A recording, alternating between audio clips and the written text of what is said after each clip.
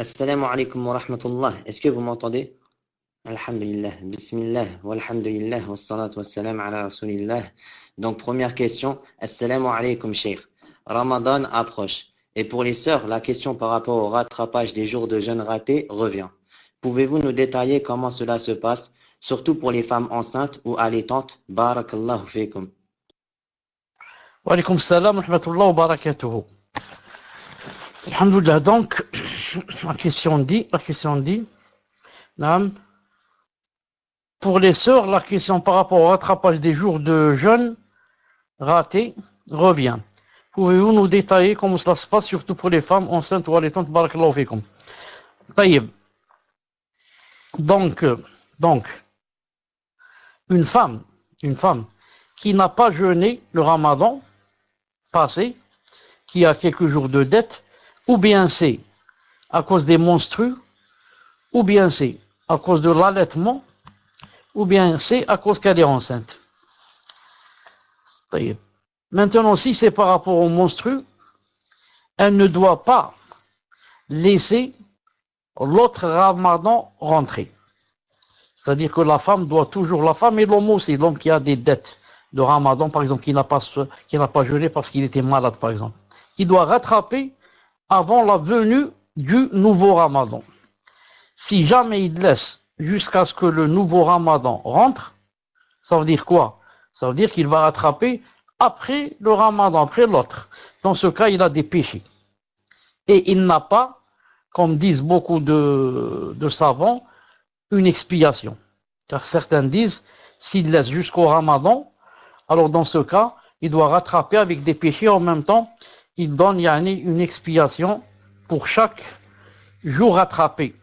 On dit que il n'y a pas de dalil là-dessus, mais que le vrai, c'est qu'il rattrape avec des péchés, d'après le hadith de Aïcha radiyallahu ta'ala anha, qui disait que j'avais des dettes de ramadan, c'est-à-dire à cause de, elle s'occupait du prophète alayhi salam. Elle a dit donc je n'ai pas jusqu'à que le ramadan s'approchait, presque s'approchait, c'est-à-dire les savants disent, donc elle a dit qu'elle n'attendait pas que Ramadan rentre. Mais à la fin, jusqu'à Sha'ban ou la Ma'alish, ils ont dit si c'était donc permis, alors elle n'aurait pas cité cela. Elle aurait dit donc je rattrape après aux classes. Mais les savants ont pris de ce hadith qu'il ne faut pas laisser l'autre Ramadan rentrer. Ça c'est par rapport à la personne qui est malade, l'homme ou bien la femme qui a par exemple les menstrues. Maintenant si c'est l'allaitement, ou enceinte, une femme qui allait ou qui est enceinte, il faut voir une chose. C'est quoi cette chose? Il faut voir, la base c'est qu'elle doit jeûner. La base, une femme qui est enceinte ou une femme qui allait doit jeûner. Mais, si, écoutez bien cette condition, si jamais celle qui allait ou bien celle qui est enceinte a peur pour son nefs, elle a peur, elle ne peut pas, beaucoup de fatigue, elle a peur. Ou bien elle a peur pour son bébé. Si elle n'allait pas, elle n'a pas de lait, par exemple, et il ne mange pas, etc., il peut lui arriver des choses. Les savants disent, dans ce cas, si elle ne jeûne pas, elle ne rattrape pas d'après l'avis le plus fort. Mais elle doit nourrir un pauvre pour chaque jour qu'elle a mangé. Mais les savants ont dit, il faut bien cette condition, qu'elle ait peur pour elle ou pour son bébé. Il faut bien cette condition, qu'elle ait peur pour elle, pour son bébé. Et bien sûr, beaucoup de savants disent qu'elle rattrape. Mais d'autres, et la vie le plus fort, et Cheikh Ferkous et d'autres, que, Inch'Allah Ta'ala, elle ne rattrape pas, mais elle nourrit pour chaque jour manger un pauvre, à condition qu'elle ait eu peur pour elle-même ou pour son bébé. Certains, comme Cheikh Ferkous, hafidallah ta'ala, a dit qu'à condition que le bébé ne dépasse pas 5 mois. Ne dépasse pas 5 mois. Parce qu'il a dit à 5 mois, normalement, je crois qu'on peut lui donner à manger, donc il ne peut rien lui arriver. Quant à cette limite, ne pas dépasser 5 mois, Allahu A'lam. Mais je vous dis, c'est l'avis de Cheikh Ferkous, hafidallah ta'ala. Al-Muhim. Ensuite, il y a une chose importante ici, c'est quoi? C'est qu'il faut faire la différence entre par exemple, non, entre par exemple une femme, par exemple, qui vient d'accoucher, donc elle a des louchis, ça, elle a des louchis. Donc elle peut pas, par exemple, jeûner si elle a accouché pendant le ramadan, d'accord. Mais maintenant, elle va allaiter ou elle va pas allaiter? Elle va allaiter. Donc il faut pas dire ici, puisque je suis en train d'allaiter. Salam alaikum. Vous m'entendez? Alhamdulillah. Donc, Inch'Allah Ta'ala, voilà la réponse. J'avais dit à la fin que si une femme a les louchis et en même temps elle allait, elle dit pas, voilà, elle dit pas que je vais pas rattraper parce que j'allaitais. Mais on lui dit non, tu avais les louchis, c'est pour ça que tu n'as pas jeûné, non pas à cause de l'allaitement. Naam. Tfaddal. Donc, troisième question. En vérité, tout à l'heure, c'était la seconde question, vu que le frère a déjà posé une question. Assalamu alaikum wa rahmatullahi wa barakatuh. Je voudrais savoir comment aborder les attributs d'Allah avec les enfants, notamment les enfants en bas âge, de 3 à 6 ans. Car les enfants ont tendance à rentrer dans la comparaison avec les humains pour les attributs d'Allah Azza wa Jal. Barakallahu fikum, Cheikh, qu'Allah vous accorde le paradis. Amin. Naam, si l'âge, alaykoum salam, si l'âge est encore tôt, pourquoi yani, rentrer dans des choses pour devenir une fitna? Comme a dit Ali ibn Abi Talib radiyallahu ta'ala anhu, dans le Bukhari, il a dit حدثوا الناس بما يعرفون أو بما يفهمون نعم أو بما تبلغ عقولهم ou quelque chose comme ça. Il a dit تحبون أن يكذب الله ورسوله. Il a dit quand vous parlez aux gens,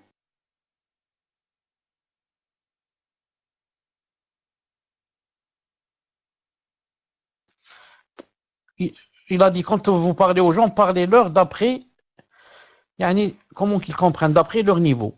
Il a dit est-ce que vous voulez que les gens yani, démentent Allah wa Rasoulou, vous voulez que les gens disent que Allah Ta'ala son prophète mentent, sont en train de mentir, ma'adallah.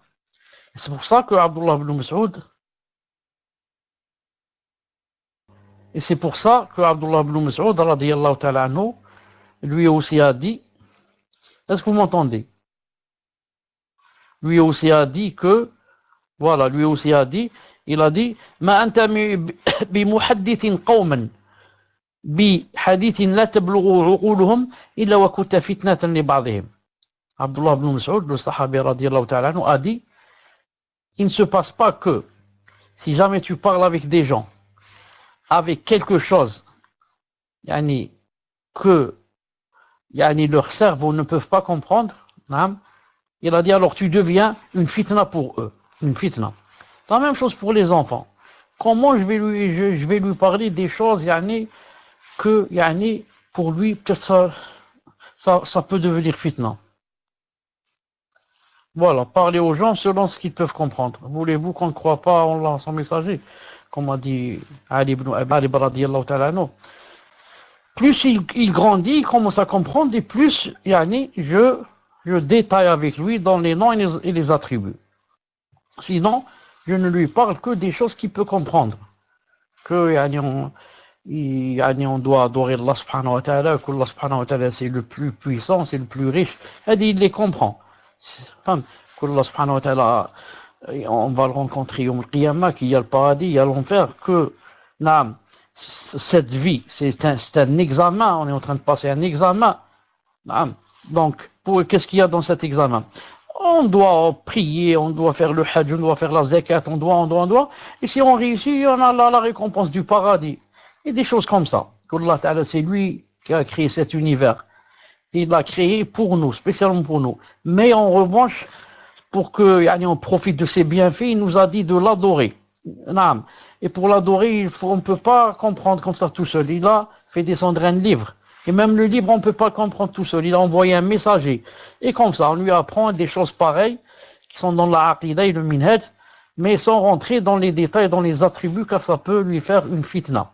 Mais on lui cite les attributs qu'il peut comprendre, insha'Allah ta'ala. Faddal. Barakallahu fikum, Cheikh. Quatrième question. Assalamu alaikum wa rahmatullahi wa barakatuh. Cheikh, barakallahu fikum pour vos cours, toujours si enrichissants, masha'Allah. Dans un des cours, nous avions vu qu'Allah Azza wa Jal a deux yeux. Nous avons vu plusieurs preuves dans le fait que le prophète alayhi salatu wassalam a dit qu'Allah n'est pas borgne. Mais le prophète n'a jamais dit sallallahu alayhi wa sallam clairement qu'Allah a deux yeux. Donc, devons-nous affirmer qu'Allah a deux yeux en disant quand même wallahu a'lam s'il en a plus, puisqu'il n'y a pas de preuve qu'il n'en a que deux, mais nous savons qu'il n'en a pas un puisqu'il n'est pas borgne. Barakallahu fikum. Wa alaykoum salam wa barakatuh. Naam, les dalils, voilà, les dalils du borgne, etc., prouvent que Allah Ta'ala a deux yeux. Et d'après Cheikh Ibn Uthaymin, rahimahullah ta'ala, on ne peut pas dire que peut-être il en a plus. Pourquoi? Parce que s'il avait plus de yeux, alors le prophète alayhi salam aurait fait de l'éloge en disant que le Messie Dajjal est borgne, mais Allah non, car il a 4 yeux, car il a 8 yeux, car il a 10 yeux. Mais il n'a pas dit cela. Cheikh Ibn Uthaymin dit, ceci est une preuve que Allah Ta'ala n'a que 2 yeux. Et que s'il en avait plus, le prophète alayhi salam n'aurait pas tardé à montrer cette chose et à dire que, mais plutôt il a 10 ou 20 yeux ou plus. Il a dit, c'est pour ça. L'avis le plus juste, c'est de dire qu'Allah Ta'ala n'a que 2 yeux. Naam. Et c'est bien de dire Wallahu a'lam.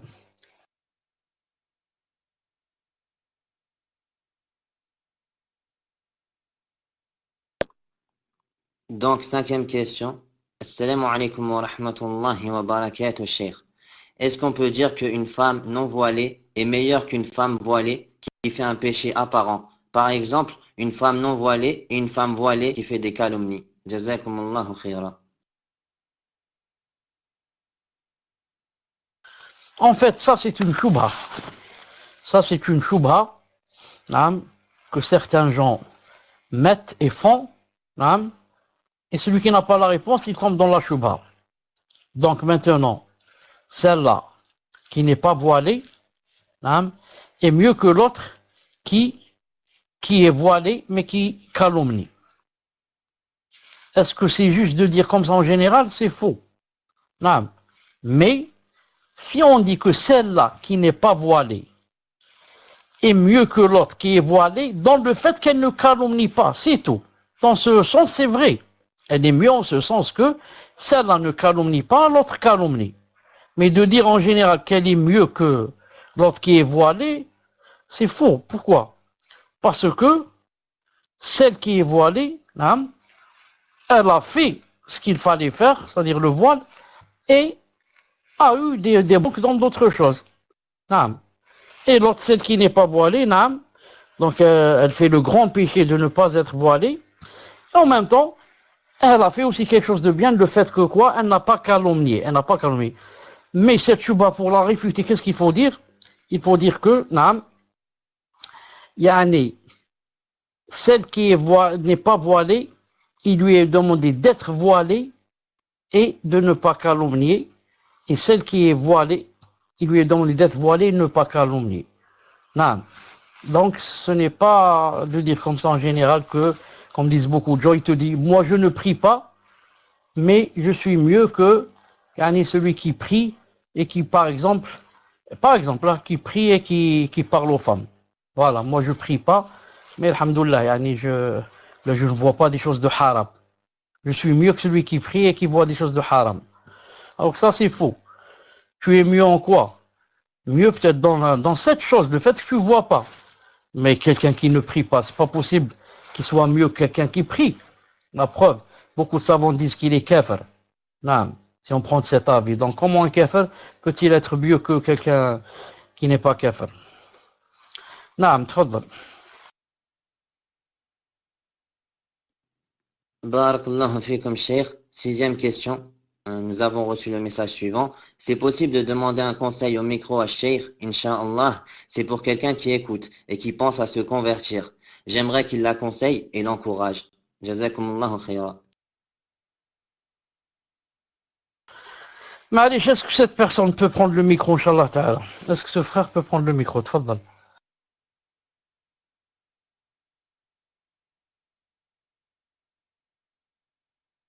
D'abord, il faudrait qu'on sache c'est qui pour lui enlever le raid pour qu'il puisse prendre le micro.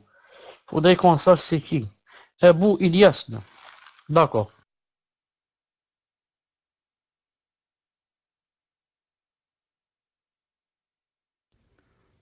Assalamu alaikum, cher. Est-ce que vous m'entendez?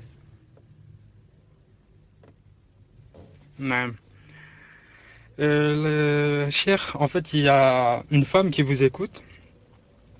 Elle pense à se convertir, Inch'Allah, depuis un moment. Et je sais cette personne-là a commencé à apprendre à faire la salade.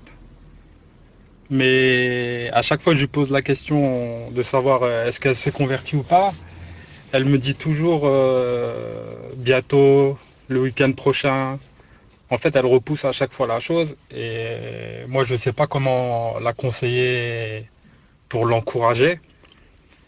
Donc, je voulais savoir si vous pouvez, Inch'Allah, lui donner un conseil et lui dire des bonnes paroles pour l'encourager à ça.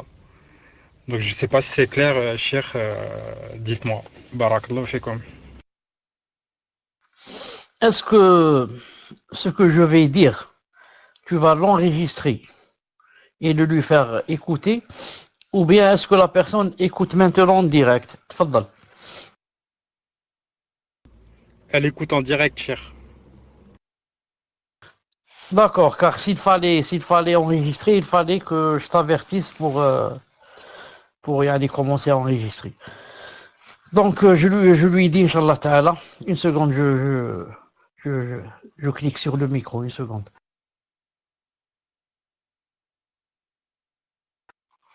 طيب. Donc je dis Bismillah ar-Rahman ar-Rahim wa salatu salam ala ashraf al-mursalin. Ce qu'il faudrait savoir, Inch'Allah Ta'ala, que yani, il n'y a de véridique religion que l'islam. Et l'islam, c'est la soumission à Allah subhanahu wa ta'ala. C'est pour cela que tous les gens qui ont suivi leurs messagers en leur temps sont des musulmans. Pourquoi? Ils se sont soumis aux lois divines et ont adoré le Seigneur Azza wa Jal. Donc, ceux qui ont suivi Isa, c'est-à-dire Jésus, en son temps lorsqu'il était vivant, sont des musulmans. Ceux qui ont suivi Noé, Nuh, sont des musulmans. Ceux qui ont suivi Ibrahim sont des musulmans. Et comme ça, pourquoi? Ils se sont soumis à la charia avec lesquels sont venus ces messagers. Et le nombre des prophètes, comme vous devez le savoir, il est de 124 000. 124 000 prophètes, dont 315 messagers.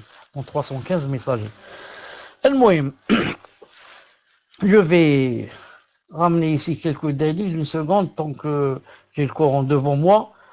On va commencer par ce verset. Une seconde, je dois mettre les lunettes, Inch'Allah Ta'ala. Une seconde. On va commencer par ce verset. Din, une seconde. Le din عند الله. نعم. طيب. Regardez ce verset. إن الدين عند الله الإسلام وما اختلف الذين أوتوا الكتاب إلا من بعد ما جاءهم العلم بغيا بينهم وما يكفر بالله فإن الله سريع الحساب. Ce verset qui donne à peu près dans la traduction en langue française, certes la religion acceptée d'Allah c'est l'islam. Donc la religion acceptée d'Allah c'est l'islam. Pour dire que l'islam, tous les messagers et tous les prophètes ont demandé à ceux qui les suivaient à leur peuple de devenir musulmans. Car l'islam, c'est la soumission, se soumettre à Allah subhanahu wa ta'ala. Le deuxième verset, très clair, وَمَنْ يَبْتَغِي غَيْرَ الْإِسْلَامِ دِينًا فَلَنْ يُقْبَلَ مِنْهُ. Regardez ce verset. غير الإسلام. غير الإسلام. غير الإسلام. غير الإسلام. Voilà ce verset. D'abord en arabe. En arabe. ومن يبتغي غير الإسلام دينا فليقبل منه وهو في الآخرة من خاسرين. Elle est Imran 85, c'est-à-dire à peu près en français, en traduction rapprochée, il dit: et quiconque désire une religion autre que l'islam ne sera point agréé, et il sera dans l'au-delà parmi les perdants. Pourquoi on dit cela? Parce que certains vont te dire de nos jours, et pourquoi par exemple les juifs, pourquoi c'est pas accepté d'eux, et pourquoi les chrétiens c'est pas accepté d'eux, et pourquoi seulement l'islam? On dit, car Allah subhanahu wa ta'ala, quand il a envoyé ses messagers, tous ceux qui ont cru en leurs messagers sont des musulmans, et Inch'Allah, ils seront parmi les bienheureux dans l'au-delà. Mais ensuite, il a envoyé le dernier, qui s'appelle Muhammad sallallahu alayhi wa sallam, et il a dit que c'est terminé. Il n'y aura plus d'autres. Pourquoi? Parce que c'est bientôt, c'est pas très loin la fin du monde. Et c'est lui le dernier, il n'y a aucun qui va venir après lui. Et ensuite, parce que aussi, c'est Allah subhanahu wa ta'ala qui sait, qui choisit quand est-ce qu'il envoie, quand est-ce qu'il n'envoie pas, combien qu'il doit envoyer de messagers, combien qu'il n'envoie pas. Et tous ceux qui maintenant, après la venue du dernier, Muhammad alayhi salam, disent que non, par exemple, on attend un autre, ou bien non, je vais croire, mais en celui qui l'a précédé, en Jésus ou là, en Ibrahim ou là, tous ceux-là seront des perdants Yawm al-Qiyamah. Pourquoi? Parce que Allah Ta'ala a abrogé toutes les religions. Classe, a abrogé, c'est lui qui a créé les gens, et Allah a fait de sorte que ce qu'il envoyait comme messager, ce qu'il envoyait comme sharia, comme loi divine, était adéquate d'après l'évolution des gens. Parce que les gens maintenant ont évolué, et à chaque fois, il faisait descendre un peu de sa sharia, de ses lois. Maintenant, il a tout abrogé, il a dit voilà, c'est les dernières lois, la dernière sharia qu'il faut suivre, le dernier livre qu'il faut suivre, le dernier prophète qu'il faut suivre. Après lui, il n'y aura ni d'autres prophètes, ni d'autres livres, ni rien. C'est celui-là le dernier que vous devez croire en lui. Maintenant, Muhammad alayhi salam, quand c'est lui le dernier, c'est pas spécialement le dernier, il est venu pour nous. Il est venu pour tout le monde. Parce que certains disent, celui-là c'est un arabe. C'est un arabe, ça n'a rien à voir, qu'il soit arabe ou pas. Le Muhammad a été envoyé par Allah, il a été envoyé par le Seigneur. Ceux qui étaient avant lui n'étaient pas des arabes. Les arabes, il n'y a que 4. Imagine, 124 000 et 315 prophètes, il n'y a que 4 arabes. Tous les autres n'étaient pas des arabes. Donc ça n'a rien à voir arabe ou pas arabe. L'essentiel, c'est que quoi? C'est qu'il a été envoyé par Allah et il nous a dit celui-là, c'est le dernier. C'est-à-dire qu'il faut le suivre et il faut croire en quoi il est venu. Donc je dis, Allah Ta'ala qui nous a créés, nous a envoyé ce messager et nous a montré pourquoi il envoie les messagers, pour te montrer comment l'adorer. C'est impossible que quelqu'un adore son Seigneur de sa tête. Je vais inventer des choses et je vais dire que je dois jeûner comme ça, ou bien faire ceci, faire cela, et Allah Ta'ala va m'aimer, va me faire entrer au paradis. C'est pas possible. Il faudrait que quelqu'un nous montre. C'est pour ça qu'Allah Ta'ala a fait descendre un livre, comme il a fait descendre des livres aux nations précédentes. Il a fait descendre donc le Coran. Et même ce livre, on ne peut pas le comprendre tout seul. Pourquoi? Je donne un exemple. Dans ce livre, il dit prier, il dit jeûner le ramadan, il dit faites le hajj. Est-ce que quelqu'un sait comment on prie?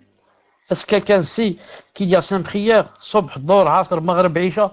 Est-ce que quelqu'un sait combien il y a de rak'at dans chaque prière, combien d'unités? Personne ne sait. C'est pas écrit dans le Coran. Donc le prophète a été envoyé pour expliquer, expliciter et détailler ce qui est global et ce qui est général. Est-ce que quelqu'un sait comment on fait le hajj, qu'on doit tourner 7 fois autour de la Kaaba? C'est pas écrit dans le Coran. Quelqu'un sait comment on fait la zakat, combien qu'on donne pour tant de moutons, pour tant de vaches, pour tant de taureaux, pour tant de... Non, ça diffère. pour telle somme d'or, pour telle somme d'argent, pour telle somme. Personne ne sait. Si ce n'était pas le prophète islam qui vient et qui nous montre. Donc Allah Ta'ala nous a créés. Et tous les bienfaits, il les a placés pour nous. On vit sur cette terre, sa terre à lui, Azza wa Jal. On respire de son air, on mange de ce qu'il nous a créé.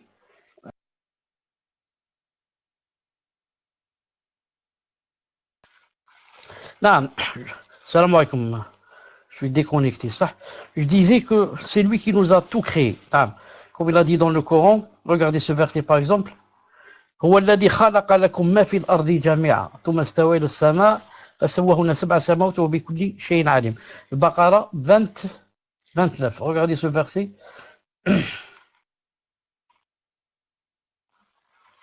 Et parmi ces signes, non, c'est pas celui-là, Afwan. 29. C'est celui-là.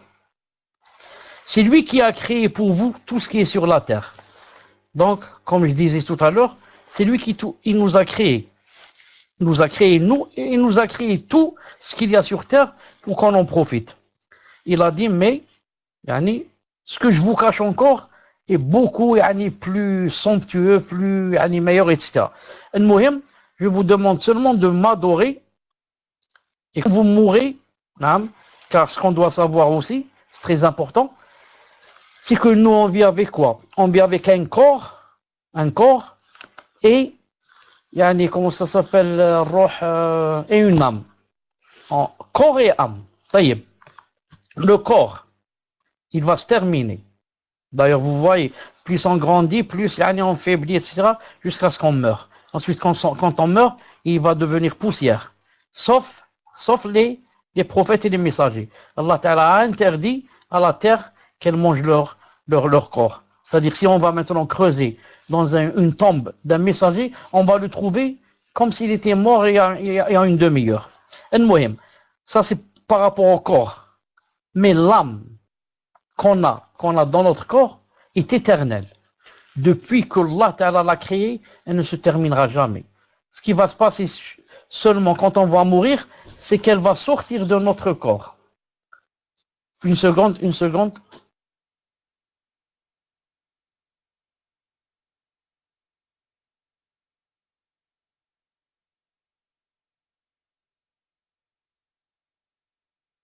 Je disais que ce qu'il y a, c'est que cette âme qu'on a dans le corps, quand on va mourir, elle va sortir de notre corps, parce qu'il y a l'ange de la mort qui va la prendre.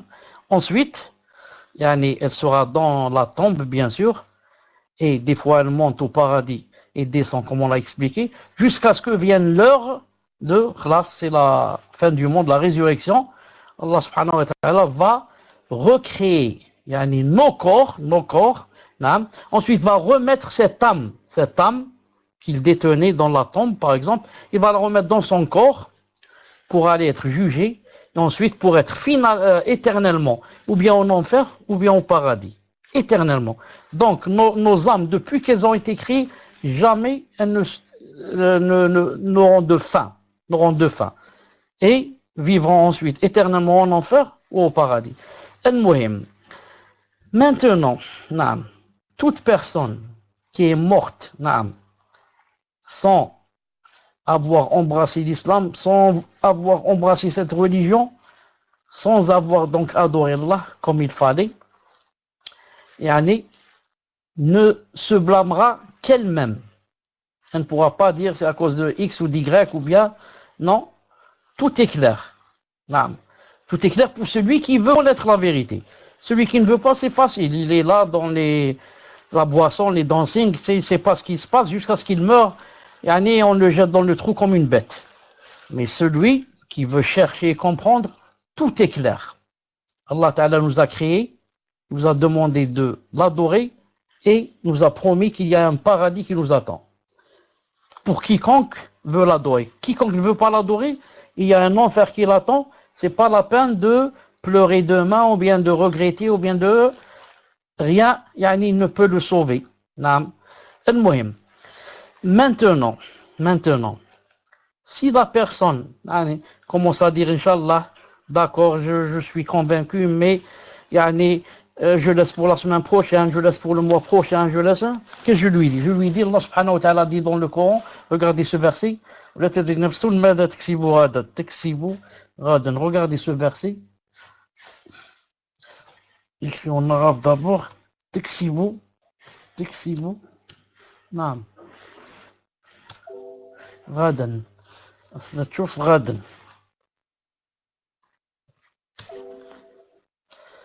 Regardez ce verset.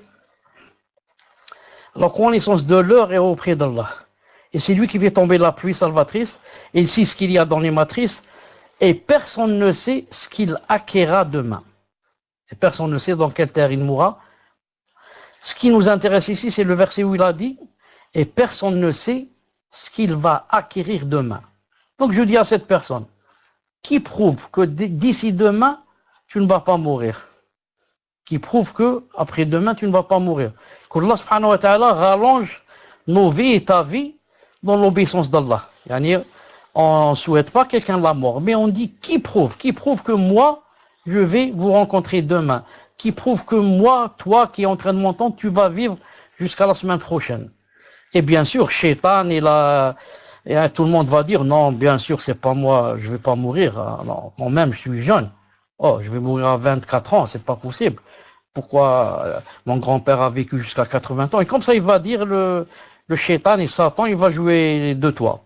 Nous, on dit, tout le monde doit être sur ses gardes et se préparer et ne pas attendre. Je ne sais pas, moi, d'ici demain, ce qui va arriver. Je ne sais pas d'ici une demi-heure ce qui peut arriver. Non.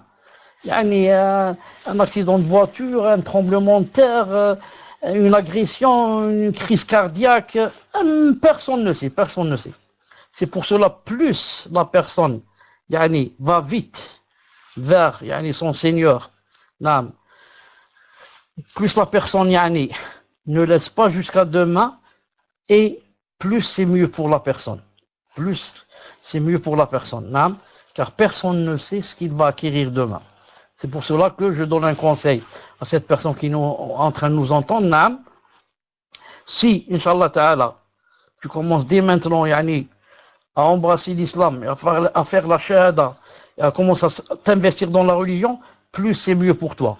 Parce que c'est des choses que tu gagnes. Non, tu es en train de gagner du temps.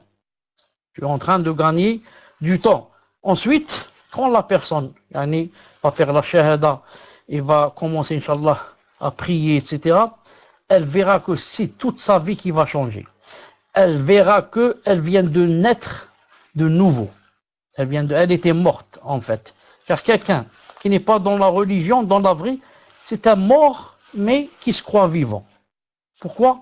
Son cœur, comme on dit, il n'est pas, si je peux dire ce mot, c'est comme quelqu'un qui n'est pas connecté.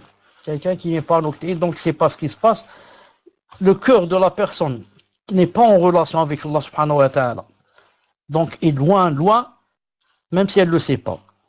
C'est pour ça la personne qui n'a pas de religion, bien qui est loin de l'islam, presque tout le temps chagrinée, presque tout le temps avec un cœur gros, presque tout le temps triste.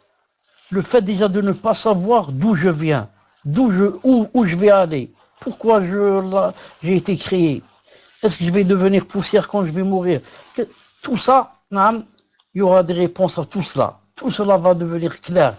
Je sais qui m'a créé, je sais pourquoi il m'a créé, je sais quel est le but de ma création, je sais qu'est-ce qui va se passer après la mort, étape par étape, avec des détails, avec des preuves claires du Coran et de la Sunna.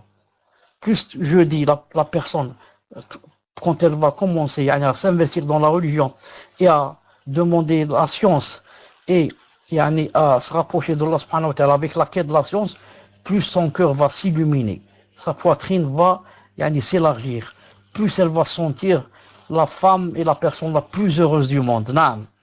Et que Allah subhanahu wa ta'ala aide cette personne qui est en train de nous écouter à faire sa reconversion, et plus Allah subhanahu wa ta'ala lui ouvrir sa poitrine et la guider davantage. Amin ya Rabbil Alamin.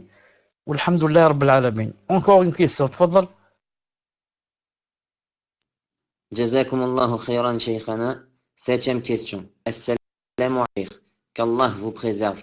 Mon fils de 15 ans voudrait savoir comment devenir un savant. Et mon fils vous demande si vous pouvez faire dua pour lui. Nas'alullah tabaraka wa ta'ala an yaj'alahu min al-ulama. آمين. نسأل الله سبحانه وتعالى أن يجعله هو وأبناءنا وأبناءكم وأبناء المسلمين جميعا من علماء.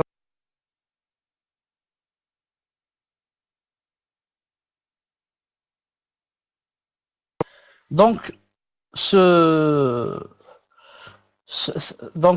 fils de 15 ans demande yani, comment faire pour devenir un savant. Premièrement, c'est Allah subhanahu wa ta'ala qui fait de la personne qu'elle devient un savant. Donc, la personne, qu'est-ce qu'elle doit faire? Elle doit prendre des causes, c'est tout. Et faire des doigts. Quelles sont les causes? Les causes, c'est simple. Le prophète, alayhi salatu salam, a dit, dans un hadith authentique, il a dit, la quête de la science est obligatoire pour chaque musulman. C'est un hadith authentique. Pourquoi c'est obligatoire? Car celui qui ne demande pas la science, comment qu'il va faire pour adorer son Seigneur? Il ne sait pas. Il ne sait pas. Moi, je ne sais pas comment l'adorer. Plus je demande de la science, plus j'apprends, plus le chemin qui me mène vers Allah Ta'ala et vers son paradis devient clair ce chemin. Deuxièmement, le prophète a dit Innamal ilmu bitta'allum. Il a dit la science vient avec l'apprentissage. Comme ça, il a dit alayhi salam. La science vient avec l'apprentissage.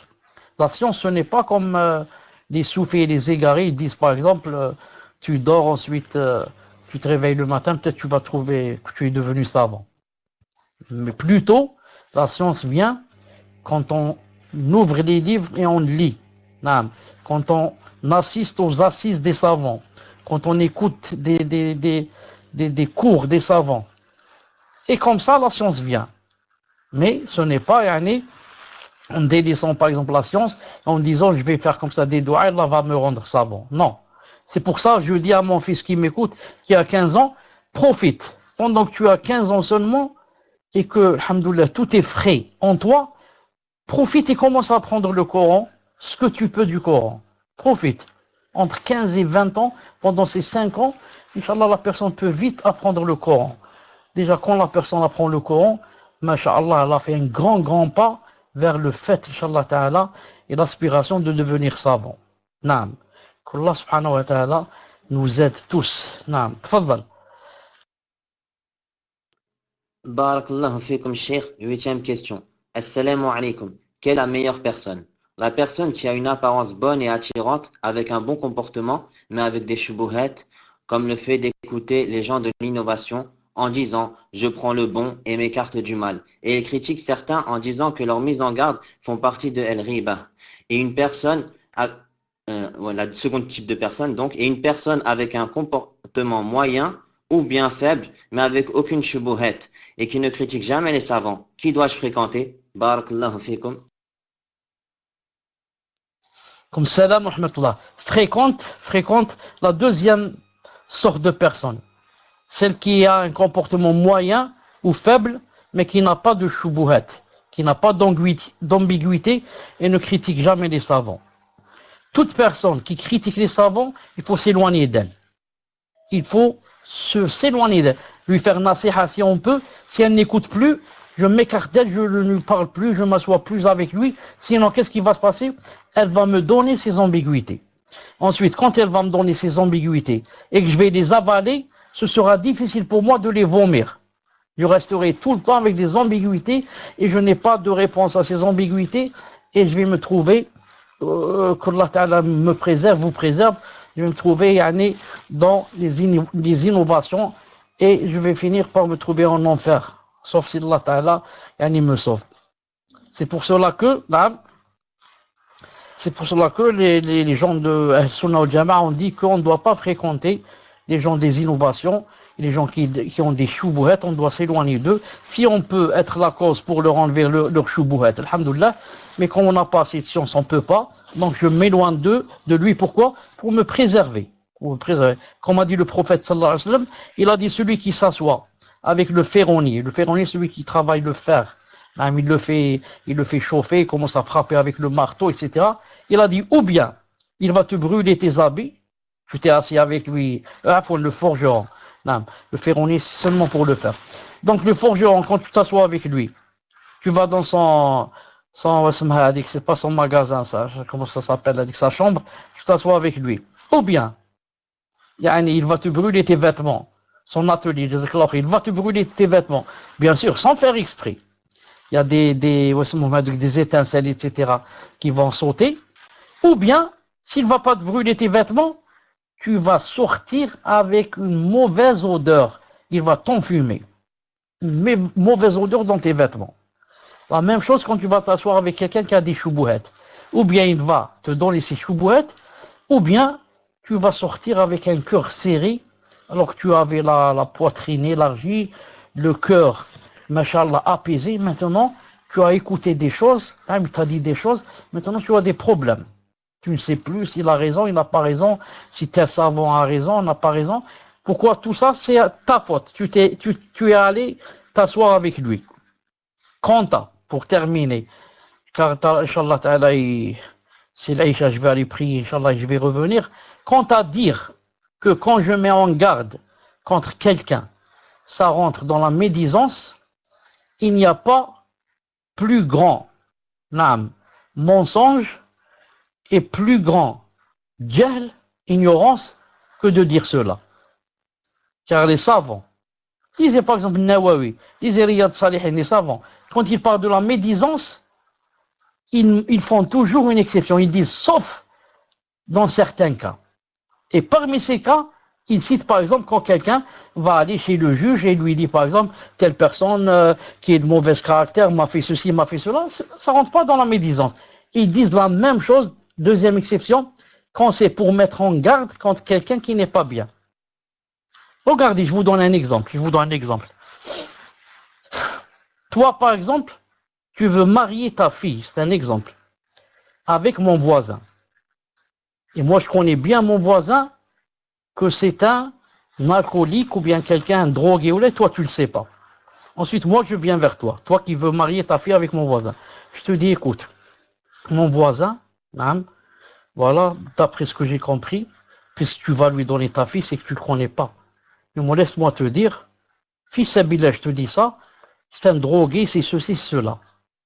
Est-ce que toi, quand je te dis comme ça, le père de la fille, ça va t'énerver ou tu vas être content? Tu vas être content, tu vas dire, Barakallahu fik de m'avoir donné cette nasiha, Jazakallahu khairan. Jamais tu vas me dire, écoute, c'est de la médisance, faut pas parler comme ça. Non, tu vas me dire, Jazakallahu khair pour cette nasiha, etc. Pourquoi? Car comme a dit le prophète, il a dit, dinu nasiha. C'est ça la nasiha. Moi, je suis pas venu te parler de cette personne pour m'aider. Mais je suis venu pour te servir, pour que je te dise attention. Si tu vas te marier ta fille avec celui-là, c'est la perdition pour elle et pour toi aussi, pour toute ta famille.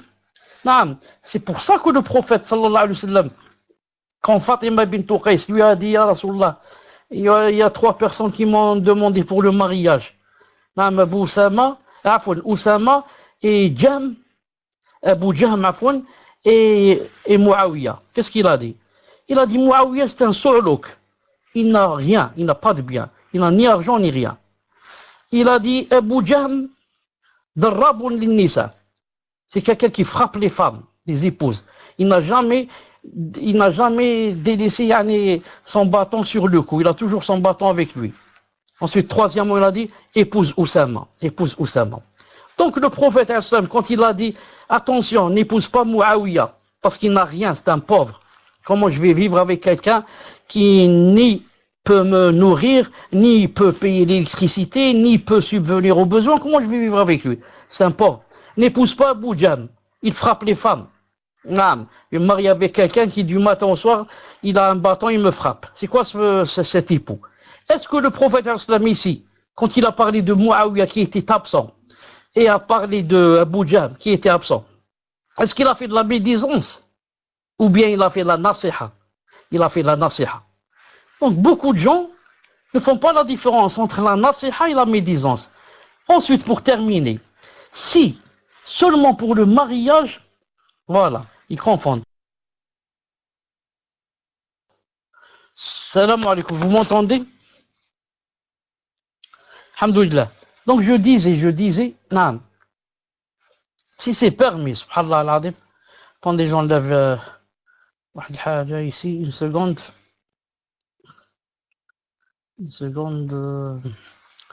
j'ai pas le micro, subhanallah al-azim. Vous m'entendez? Je sens que j'ai pas le micro. Non, je disais, si c'est pour le mariage, donc c'est permis de dire attention, ne donne pas ta fille à X et à Y parce qu'il a tel et tel défaut. Qu'en est-il maintenant pour le paradis et l'enfer? Pour la religion? Comment ce n'est pas possible de dire attention X, c'est un innovateur, attention Y, yani, il a tel et tel défaut dans le minhaj? Comment ce n'est pas possible de le dire? Qui prime? Qu'est-ce qui prime? C'est la religion ou bien la dunya? Dans la dunya c'est permis, dans la religion c'est pas permis. Celui qui dit ça, c'est que vraiment il n'a rien compris. Naam. Je vais Inch'Allah prier l'Isha et je reviens. Salam alaikum wa rahmatullah. Salam alaikum wa rahmatullah wa barakatuh. Tafaddal Samir pour l'autre question. Wa alaykum salam wa rahmatullahi wa barakatuh, shaykhana. Donc, 9e question. Assalamu alaykum wa rahmatullahi wa barakatuh, shaykh. Ahsanallahu ilayk. J'ai une question. La personne qui souffre d'incontinence de paix et qui a pour habitude de faire qiyamul layl, doit-elle refaire ses ablutions pour chaque 2 unités qu'elle fait? Par exemple, elle prie 13 unités en comptant le witr, doit-elle refaire ses ablutions toutes les 2 unités? Et lorsque cette personne est en voyage et qu'elle réunit le dhuhr et le asr et qu'elle prie salat al-dhuhr mais perd ses ablutions à cause de l'incontinence, doit-elle refaire ses ablutions? Jazakumullahu khayran ya shaykh pour le temps que vous nous accordez. Tafaddal shaykh.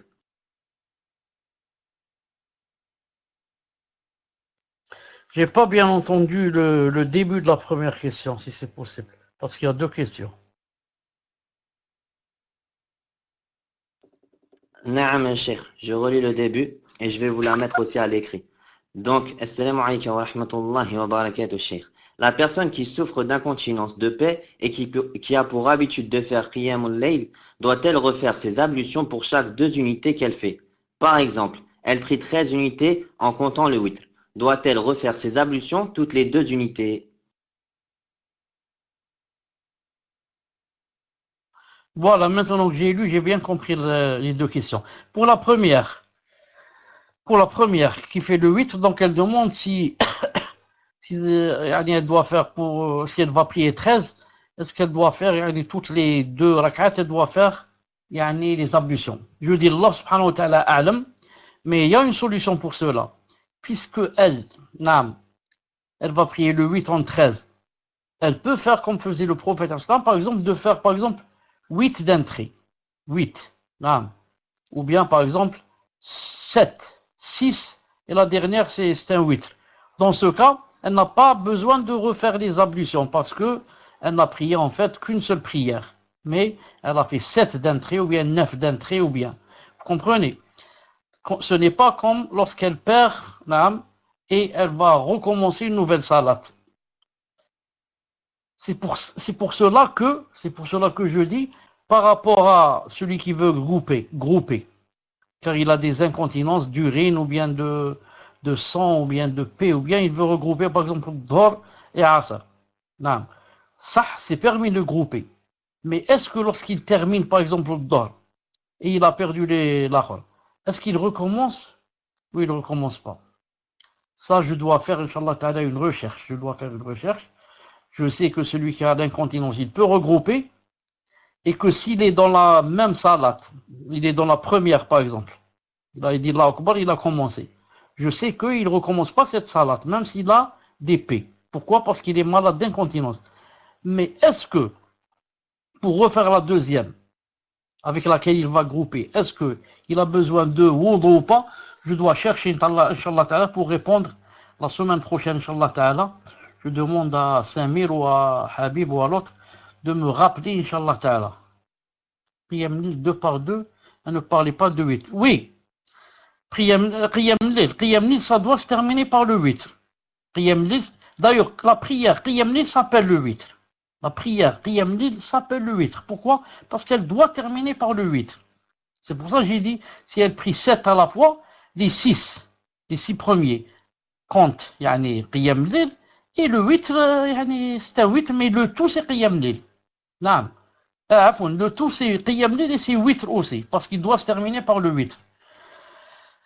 نعم. تفضل لي لدي مايك. Afwan, Cheikh, je voulais demander le mic, mais en vérité, j'ai des problèmes de connexion. Ma connexion, je suis à Aqsa. Donc, désolé pour le dérangement, Cheikh.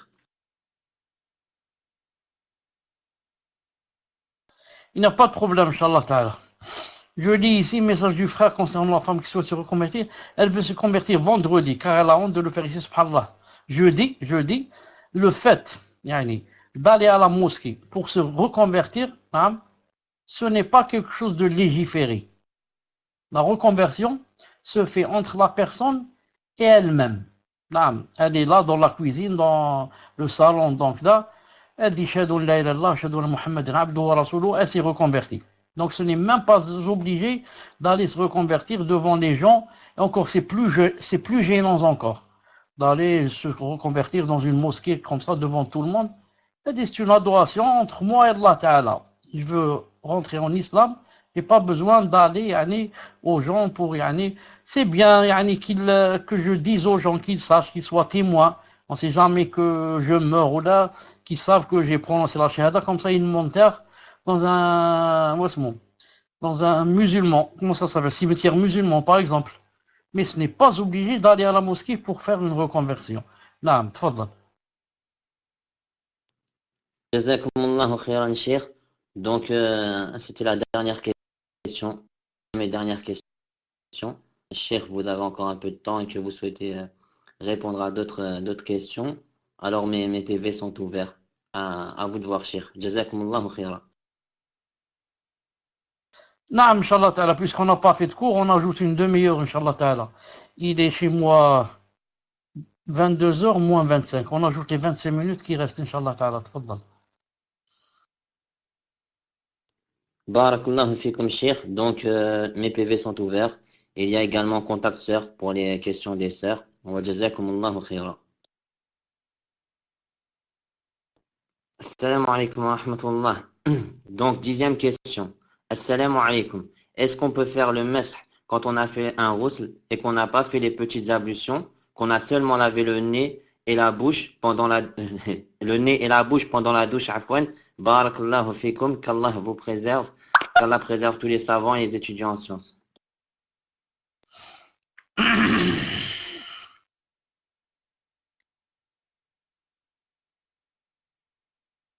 Wa alaykum salam wa rahmatullahi wa barakatuhu.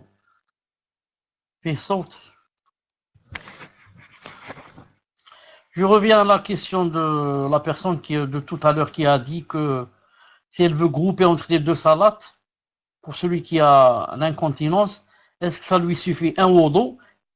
Je viens de confirmer, Inch'Allah Ta'ala, ça lui suffit un wudu. Un wudu. Pourquoi? Parce que les deux prières, il va les regrouper en une seule prière. Il va regrouper les deux dans le même temps. Dhahr, il termine ensuite Asr directement. Naam. Contrairement à la personne qui a parlé de prier la nuit 2, parce que ce sont des salats, c'est-à-dire que c'est pas obligé pour elle, par exemple, de prier 4. Elle a prié 2, donc khlas. Si elle veut maintenant 2 autres, naam, Wallahu ta'ala alam, elle a besoin de wudu. Sauf si maintenant, elle veut prier, par exemple, 7 à la fois d'un seul trait, comme j'ai dit tout à l'heure, ou bien la foula. C'est possible parce que c'est toujours la même salat, Inch'Allah Ta'ala. Naam. Donc par rapport à la question ici, la personne quand elle peut faire le masque quand elle fait un ghusl, on n'a pas fait les petites ablutions. Les savants disent que les petites ablutions rentrent dans les grandes ablutions, naam, si on fait la bouche et le nez. Mimbab indiraj al-adna taht al-a'la. Car le petit rentre sous le grand. Quand on fait le ghusl, et surtout, quand on fait le nez et la bouche, ça veut dire qu'on a fait aussi des petites ablutions. C'est pour cela que si on fait le ghusl, on fait le nez et la bouche en même temps, avec la niya pour faire rentrer les petites ablutions, on peut prier directement, Inch'Allah Ta'ala. Même si la sunna est le mieux, c'est de commencer par les petites ablutions et de terminer avec les grandes. Inch'Allah ta'ala. Naam. Tfaddal. C'est pour ça qu'on peut faire le best.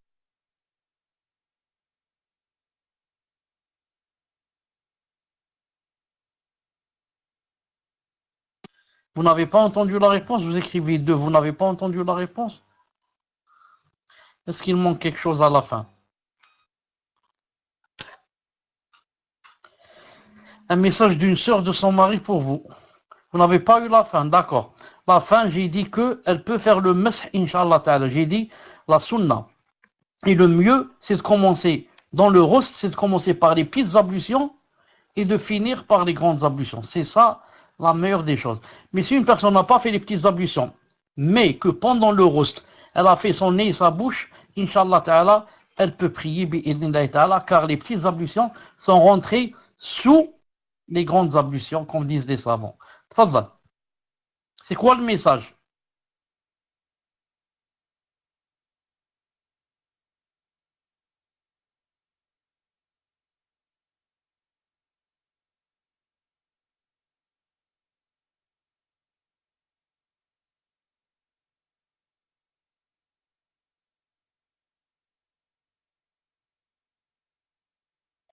Je leur dis, barakallahu fikum, qu'Allah subhanahu wa ta'ala nous donne la sincérité, et puis Allah subhanahu wa ta'ala, yani, nous faire, puisse Allah ta'ala, yani, nous faire profiter davantage, naam. Car on a tous besoin, yani, on est tous en quête de science, incha'Allah ta'ala. Tfaddal. Question d'une sœur, 11e question. On m'a fait du sihr. Ça fait des années que j'étais malade, au point de ne plus pouvoir marcher. Depuis que je suis au Hajj, donc je pense que la personne souhaitait dire depuis que je me suis rendu au Hajj, Wallahu a'lam, j'arrive mieux à marcher, alhamdulillah. Mais je souffre encore de ça. Quand je jeûne, je souffre énormément, au point de me plier au lit. Je n'arrive pas à rattraper mon jeûne, dû à ces difficultés. Comment puis-je faire? Jazakumullahu khayra.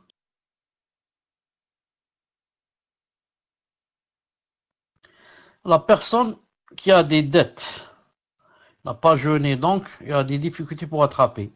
Voit. Si elle sait que ce genre de maladie qu'elle a se guérit, donc elle prend yani, le remède nécessaire et attend, Inch'Allah ta'ala, la guérison qu'elle vient d'Allah subhanahu wa ta'ala pour qu'elle puisse rattraper. Mais si la personne est atteinte d'une maladie incurable et inguérissable, donc qu'est-ce qu'elle fait? Elle sait que ce genre de maladie ne se guérit pas. Dans ce cas, elle doit nourrir pour chaque jour manger un pauvre bi'idhnillahi subhanahu wa ta'ala. Donc c'est une règle qu'il faut apprendre pour tous ceux qui ont des dettes yani, du jeûne, pour maladie. On voit, est-ce que cette maladie se guérit ou ne se guérit pas? Si cette maladie se guérit, elle est curable. Donc je dois attendre jusqu'à ce que je guérisse et je rattrape. Et si la maladie est incurable, dans ce cas, je dois faire nourrir un pauvre pour chaque jour manger, car ma maladie, c'est pas du genre qui guérit pour que je puisse rattraper. Naam. Tfaddal. Jazakumullahu khairan, Cheikh. 12e question. Assalamu alaikum, Cheikh. Qu'Allah vous allonge votre vie en bonnes actions. Alors que j'étais dans une période d'insouciance, je mangeais parfois pendant le Ramadan et je ne me rappelle pas combien de fois j'ai mangé. Faut-il que je rattrape? Si oui, combien de jours? Et pareil pour toutes les fois où j'ai juré sur Allah et j'ai menti sciemment. Faut-il que je jeûne? Si oui, combien? Barakallahu fikum. Répète seulement la phrase où elle dit, la personne, les jours où j'ai menti, où j'ai juré sur Allah. Ensuite, qu'est-ce qu'elle a dit après ça?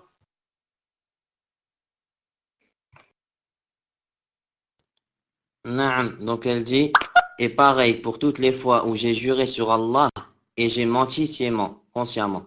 Faut-il que je jeûne? Si oui, combien de jours? Combien de siyam?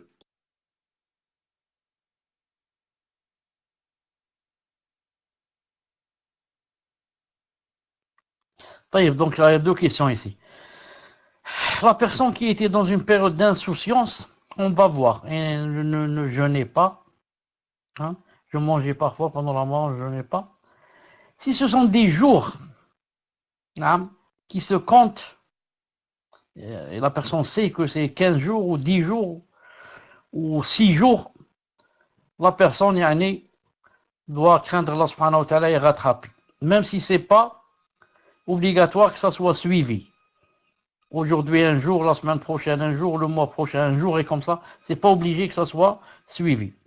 Mais si par contre elle était dans l'insouciance au point où elle ne jeûnait pas du tout et ne sait pas combien, peut-être c'est des années qu'elle n'a pas jeûné ou bien, là c'est pas la peine, c'est très difficile. Ici elle fait le repentir sincère et c'est une page neuve qu'elle a commencé et elle commence de nouveau.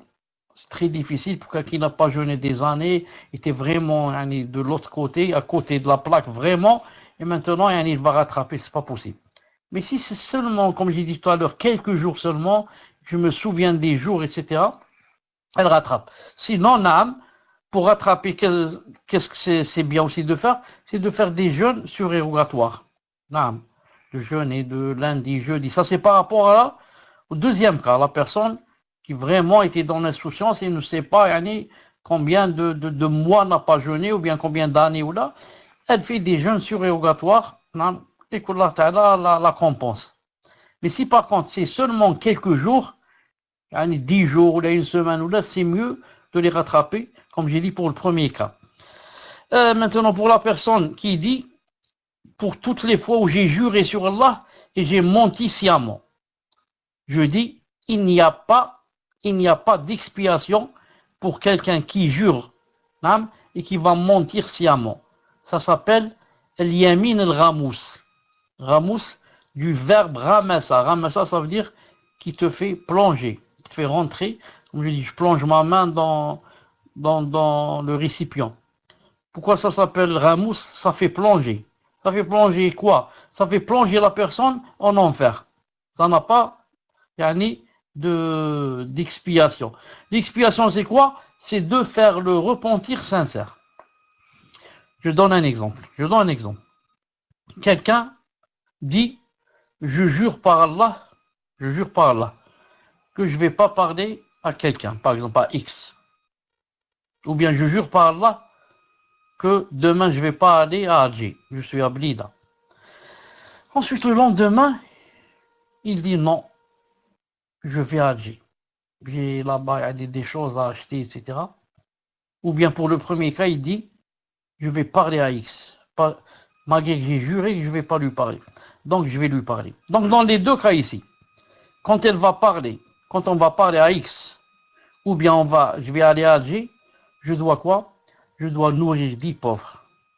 Ou bien, si j'ai pas les moyens, jeûner 3 jours consécutifs. Pas consécutifs, 3 jours. Non, jeûner 3 jours. Taïb. Bien sûr, avant cela, si c'est possible, c'est affranchir un esclave, mais il n'y a pas. Taïb. Maintenant, pourquoi il y a une expiation? Il y a une expiation parce que je n'ai pas menti ou là. J'ai juré de ne pas faire une chose, ensuite j'ai vu que c'est mieux que je fasse cette chose. J'expie donc seulement en nourrissant ou bien en jeûnant. Si je ne peux pas nourrir. Mais maintenant, deuxième cas. Par exemple là, j'ai 100 € dans ma poche. Et quelqu'un me dit, tu as 100 € dans ta poche? Je dis, je jure par Allah que je n'ai pas 100 € dans ma poche. Ça veut dire, je jure et je mens sciemment. Je mens sciemment, consciemment, exprès, sans excuse. Non. L'argent est dans ma poche, je dis, je jure par Allah que je n'ai pas. Tu as rencontré Mohammed? Alors que je l'ai rencontré tout à l'heure, hein? Je dis, je jure par Allah que je ne l'ai pas rencontré. Ça veut dire, je mens, sciemment. Dans ce cas, il n'y a pas d'expiation. Ni jeûner 3 jours, ni nourrir 20 pauvres, ni 100 pauvres. Il faut faire le repentir sincère, sinon la personne, si elle meurt sans le repentir, il va être plongé dans Jahannam pour avoir fait cette chose. Qu'Allah Ta'ala nous préserve. Tfaddal. Barakallahu fikum, Cheikh. 13e question, question d'une sœur. Quel est le jugement de celui qui jeûne avec l'intention que ça soit pour Allah, mais en même temps, il a l'intention de profiter du jeûne pour maigrir ou pour avoir une meilleure santé, être en forme? Peut-on joindre entre ces deux intentions, sachant que la personne ne jeûnerait pas si c'était uniquement pour sa santé, par manque de motivation? Jazakumullahu khayra.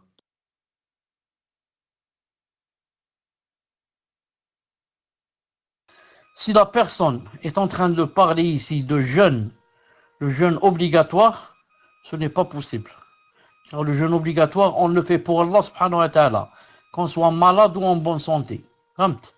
On le fait pour Allah subhanahu wa ta'ala, c'est une obligation, et celui qui ne le fait pas, vraiment, c'est très mauvais pour lui, par rapport à ce qu'il attend yawm al-qiyamah. Maintenant, si c'est surérogatoire, le surérogatoire n'est pas obligatoire. Si je veux demain jeûner, je jeûne. Si je ne veux pas, je jeûne pas. Mais je dis, je vais jeûner demain, Inch'Allah Ta'ala. Ça veut dire c'est pour Allah. Et en même temps, ça veut dire, et en plus, c'est pas au même niveau. Et en plus, c'est pour maigrir. Dans ce cas, Inch'Allah Ta'ala, c'est possible. C'est comme la personne qui va au Hajj. Si elle dit, je vais au Hajj, pour faire le Hajj, en même temps, c'est-à-dire au même niveau, en même temps, pour faire des achats là-bas. Ce n'est pas bien. Pour aller au Hajj, pour le Hajj, pour Allah Ta'ala, car c'est un pilier. Mais si la personne dit, je vais aller au Hajj, car c'est un pilier, et je profite par là pour faire des achats en revenant. Ça, c'est possible. Elle n'a pas mis les achats au même niveau, et n'est pas partie au Hajj spécialement pour les achats, mais pour faire l'obligatoire, et elle profite en revenant. Il faut faire la différence, comme ça, Inch'Allah Ta'ala. Tfaddal. Barakallahu fikum, Cheikh. 14e question, question d'un frère. Je suis livreur de nuit. Puis-je faire le tayammum et faire la salat dans la voiture assis? Barakallahu fikum, Cheikh, je t'aime fort, fillah. Puisse Allah Azza wa Jal t'aimer comme tu m'as aimé en lui. Le tayammum, on ne le fait que vraiment lorsqu'il n'y a pas d'eau ou qu'on est malade et que même s'il y avait de l'eau, et s'il y a de l'eau devant nous, on ne peut pas l'utiliser. Donc ici, quand la personne dit « je suis livreur de nuit, puis-je faire le tayammum ?» je lui dis « qu'est-ce qui t'empêche, de faire les ablutions ?» Je n'ai pas compris. Est-ce que, tu ne peux pas, par exemple, faire les ablutions chez toi et partir au travail? Des gens peuvent garder les ablutions toute la nuit jusqu'au matin si je ne dors pas. Je peux prendre une bouteille d'eau dans la voiture, la mettre dans la malle, et j'arrête, j'ouvre le coffre avec, je fais les ablutions. Donc je ne vois pas pourquoi il fait le tayammum. Et faire la salade dans la voiture assis, je lui dis aussi, tu es livreur. Ça veut dire que tu peux t'arrêter où tu veux. Est-ce que c'est interdit de s'arrêter et de prier, même si je dois prier en cachette? Quand quelqu'un s'arrête, par exemple, là je donne un exemple, s'arrête excusez-moi du terme, par exemple, il veut faire pipi. Il va se cacher dans un buisson. Là, il fait ça, il revient. Donc, pourquoi je ne m'arrête pas? Je vais me cacher derrière un buisson. Si j'ai peur de la police, je ne sais pas quoi. Et je prie, ensuite, je reviens dans ma voiture. Wallahu ta'ala alam. Donc, vous connaissez la règle. Tant que je peux prier debout, il ne m'est pas permis de prier assis. C'est la règle. Tant que je peux prier debout, il n'est pas permis de prier assis. C'est pour ça que le prophète sallallahu alayhi wa sallam, quelqu'un lui a demandé, il a dit, quand je suis dans une barque, comment je prie? Il lui a dit, prie debout.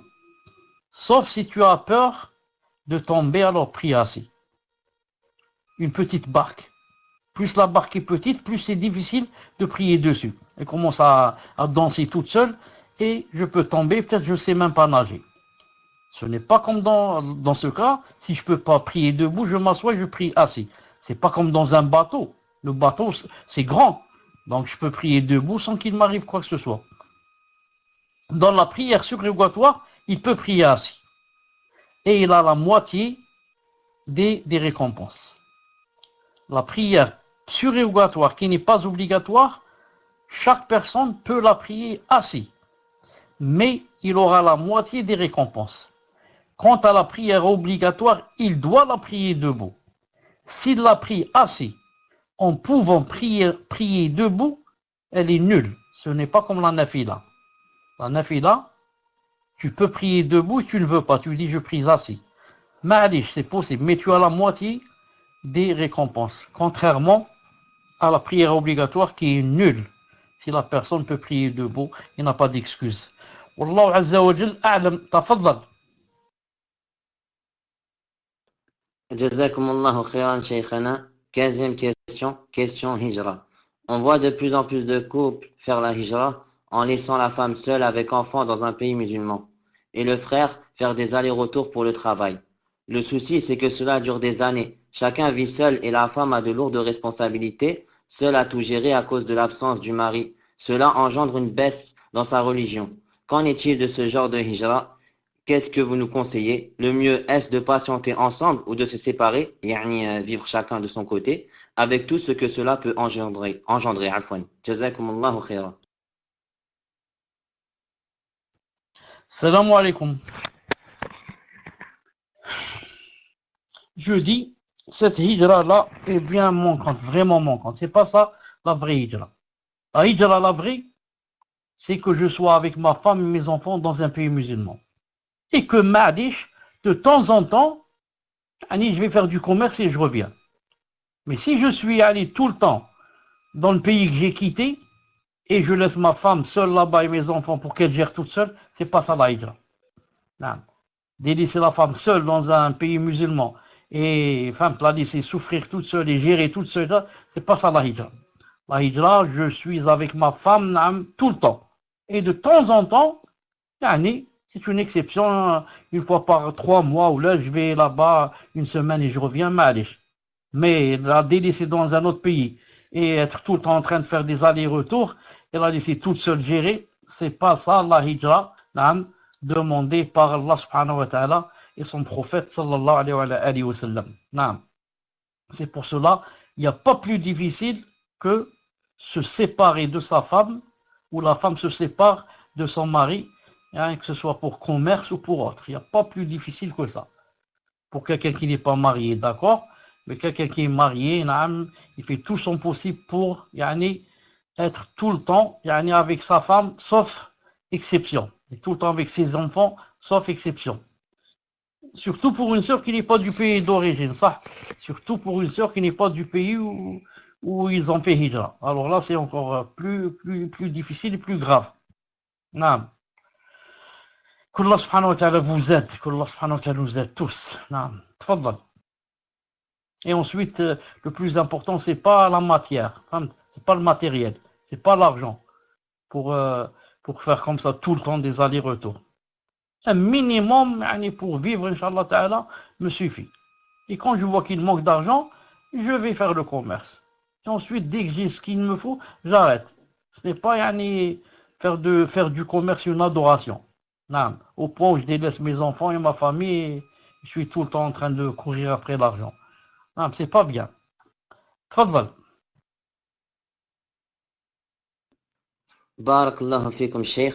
16e question. Comment peut-on regrouper entre le fait que la tombe soit un jardin parmi les jardins du paradis et le fait de se faire châtier pour des péchés? Jazakumullahu khaira.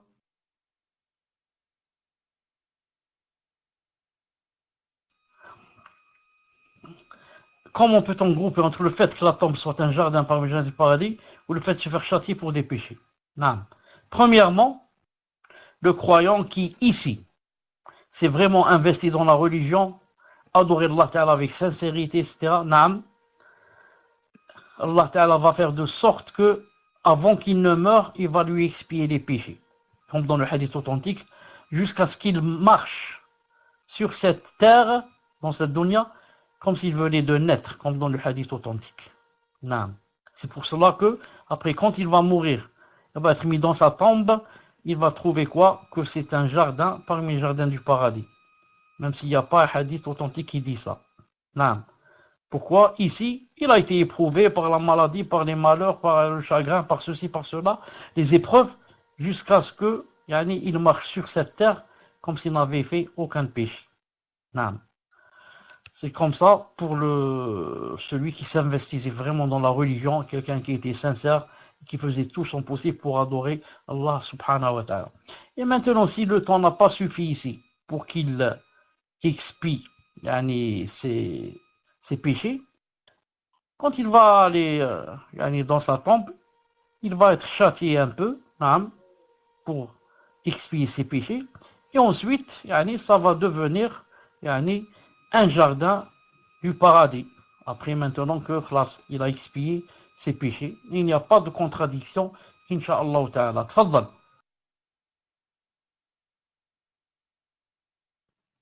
Barakallahu fikum, Cheikh. 17e et dernière question. Question d'une sœur. Je vous contacte, Cheikh, car mon époux, qui vous écoute actuellement, ne prie plus en groupe depuis quelque temps suite à de nombreux soucis. Walillahi alhamd, il est conscient que cela lui nuit au quotidien, mais il n'arrive pas à y retourner. Pouvez-vous, Cheikh, s'il vous plaît, lui faire une nasiha sur l'importance de l'obligation de prier en groupe? Je lui ai parlé de vous contacter, donc il est d'accord et aimerait être conseillé, bi'idhnillah. Il en a besoin, nos enfants grandissent et mon fils prend beaucoup exemple sur mon époux. Allahumma barik. Donc cela est pour le bien de mon époux comme celui de ma famille. Min fadlikum. Jazakumullahu khayran shaykhana wa ahsanallahu ilaykum. Est-ce qu'il est en train d'écouter en direct ou bien il va écouter en différé? Premièrement. Et deuxièmement, pour la personne qui tout à l'heure a dit qu'elle voulait se reconvertir et qu'elle voulait écouter quelques conseils, etc. Est-ce qu'elle n'aurait pas une question ou deux à poser spécialement pour elle, Inch'Allah ta'ala, et qui a rapport avec la reconversion ou bien l'islam? Tfaddal. Il est en direct, très bien, je vois avec le frère pour la femme. Non. Par rapport à notre frère qui a délaissé un peu la salat en groupe, je lui dis, cher frère fidèle, subhanahu wa ta'ala, premièrement, en priant à la maison, qu'est-ce qui va se passer? Il va se passer que, premièrement, la personne a des péchés. Car le prophète sallallahu alayhi wa sallam a dit dans un hadith rapporté par Abu Daoud et d'autres, il est authentique, il a dit, من سمع النداء فلم يجب لا صلاة له إلا من عذر. Quiconque entend l'appel à la prière et ne vient pas, c'est-à-dire ne répond pas, ça veut dire ne vient pas à la mosquée. Il a dit, il n'a pas de salat, sauf s'il est excusé. Il n'a pas de salat, ça a été expliqué par les savants. Ou bien, sa salat est nulle, ça veut dire c'est comme s'il n'a rien fait, pour certains savants, ou bien, sa salat est valable, mais avec des péchés, comme c'est l'avis d'autres savants, beaucoup de savants. Nous, on va prendre, Inch'Allah Ta'ala, ma'alif du deuxième avis, qui dit que sa salat est acceptée, mais avec des péchés. Les péchés d'avoir entendu l'adhan et ne pas être parti prier. Je dis à mon frère fidèle, comment j'accepte, moi, de prier avec des péchés?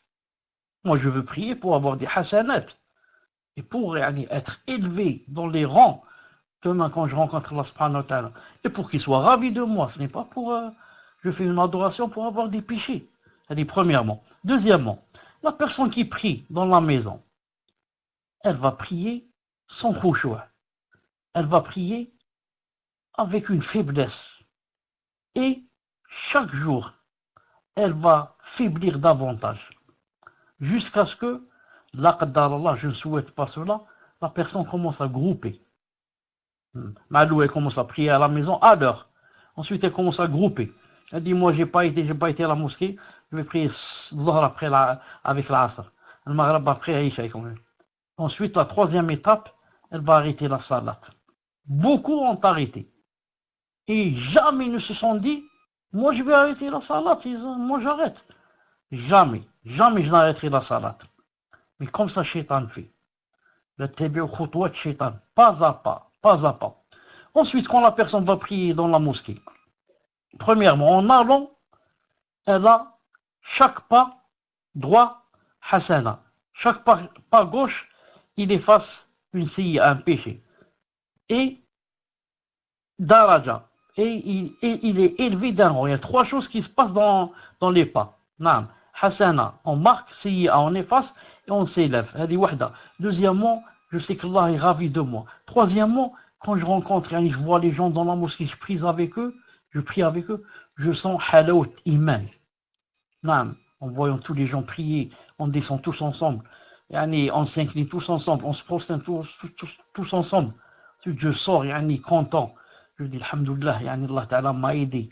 Naam. À prier en groupe. La douceur de la foi. Naam. Au point où, asma' bien l'akh, asma' bien. Cheikh Ibn Uthaymin, rahimahullah ta'ala, je voudrais pas que dire cela, mais juste pour t'encourager. Je voudrais pas que les sœurs entendent cela aussi, c'est pas, au point où Cheikh Ibn Uthaymin, rahimahullah ta'ala, il a dit que l'épouse a le droit de demander la séparation du mari si c'est du genre qui prie à la maison, il ne va pas à la mosquée. Il a dit que c'est une excuse pour elle de demander la séparation. C'est pas je pousse les sœurs à faire ça là, non. Je leur demande de patienter avec leur mari, etc. Mais pour vous dire que c'est quelque chose de vraiment très mal. Très très mal. Non. Et comme c'est dit aussi dans la question, comment vas-tu demander demain à ton fils qui grandit, Allahumma barak, d'aller prier à la mosquée? Il va te dire comment? Toi tu vas pas et moi j'y vais. Si c'était quelque chose de bien, toi le premier tu serais allé. Tant que tu vas pas toi, moi j'y vais pas. Même s'il ne va pas te dire comme ça, c'est comme ça qu'il conçoit les choses. Il dit si c'était obligatoire la prière à la mosquée, comment mon père ne serait pas y aller? Même il va dire à ses amis, il va leur dire la prière n'est pas obligatoire à la mosquée. Et vous ne connaissez pas mieux que mon père. Mon père il est Masha'Allah, je le connais dans le din. S'il prie dans la maison, ça veut dire que c'est pas obligatoire. Donc, tu vas devenir une mauvaise qudwa, sans le savoir.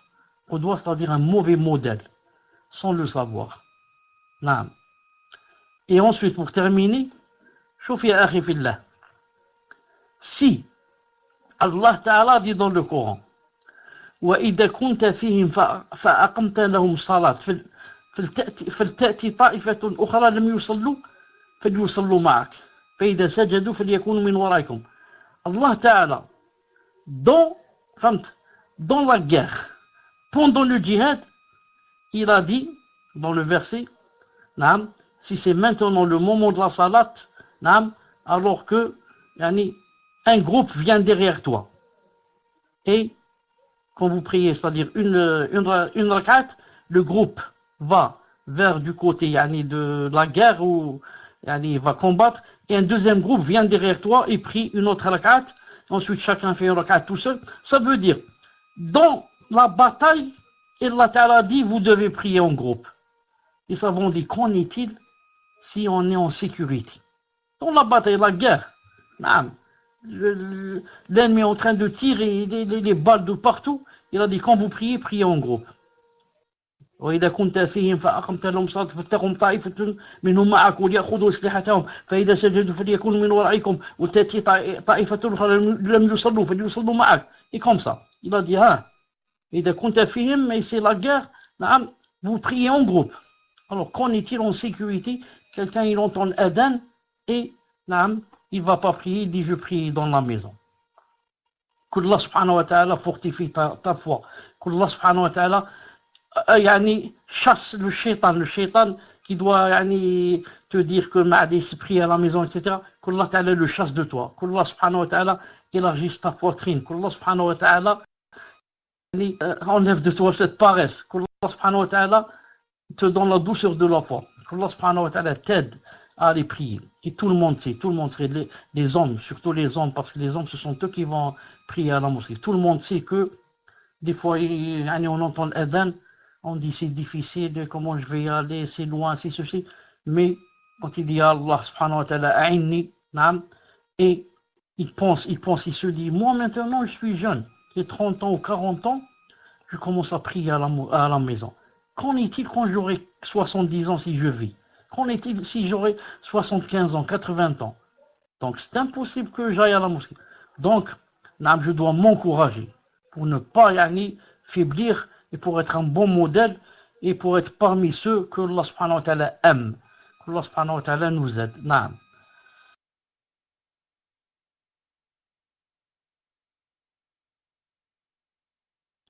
Jazakumullahu khairan, shaykhana. Donc, le frère m'a dit que la femme plutôt, afwan, la femme n'a pas de question. Et par contre, je viens de recevoir une autre question, donc je vais la lire. Triqa. Hop. Naam. Assalamu alaikum, shaykh. Il y a des savants qui disent que le fait de faire une obligation, la personne est récompensée. Et celui qui délaisse l'obligation, il mérite le châtiment d'Allah. Et il y a d'autres savants qui disent que celui qui délaisse l'obligation, il est châtié. C'est quoi le plus juste, shaykh? Celui qui délaisse l'obligation, il est châtié ou il mérite l'adoration? La fin, il doit manquer un bout. Je vais voir avec le frère, Inch'Allah.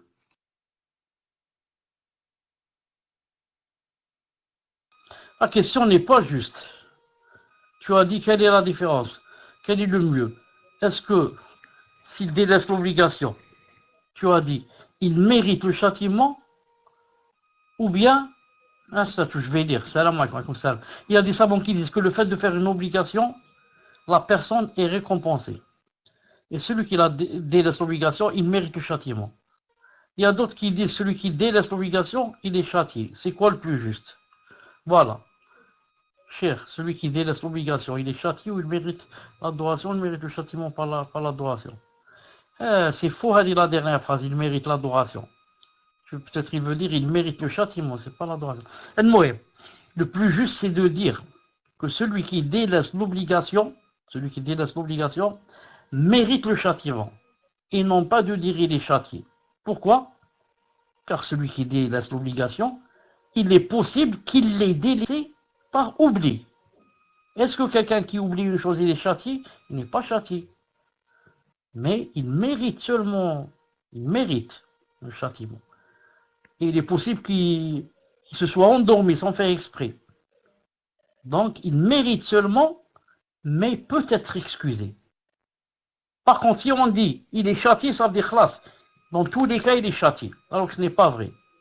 Il peut être excusé, il se peut qu'il ait une excuse. C'est pour ça qu'on dit celui qui délaisse l'obligation mérite le châtiment et non pas est châtié. Non. Peut-être par ignorance aussi. Non, par ignorance. Il a délaissé une obligation, mais par ignorance.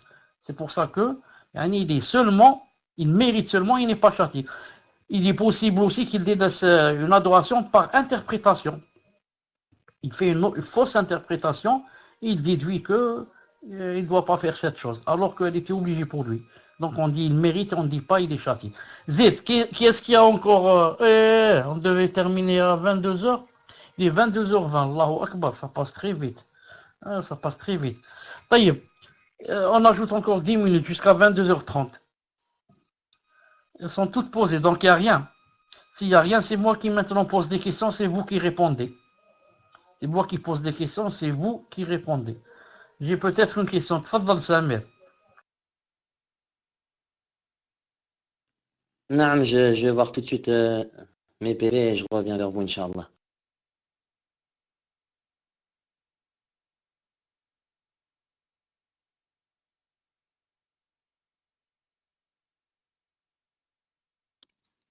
Donc, voici la question. Le frère demande, est-ce que tu peux demander au cheikh s'il peut répondre sur le fait de prendre la facilité dans la divergence?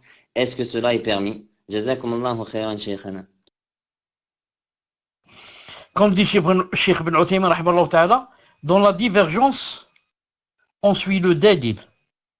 On voit, parmi ces deux savants qui ont divergé, lequel des deux il a un dalil. Peut-être l'un des deux n'a pas de dalil, il a parlé par ijtihad. Maintenant, si les deux ont des dalils, on voit lequel des deux son dalil est plus fort. Si maintenant on n'a pas ces moyens, alors les savants ont divergé. Certains ont dit on prend le plus facile. D'autres ont dit on prend le plus difficile. Car en prenant le plus difficile, c'est plus prudent pour moi. Je suis sûr d'avoir fait, Inch'Allah Ta'ala, ce qu'il fallait faire, car j'ai pris le plus difficile. Et d'autres ont dit non. je prends le plus facile, car il est permis de faire ces deux choses.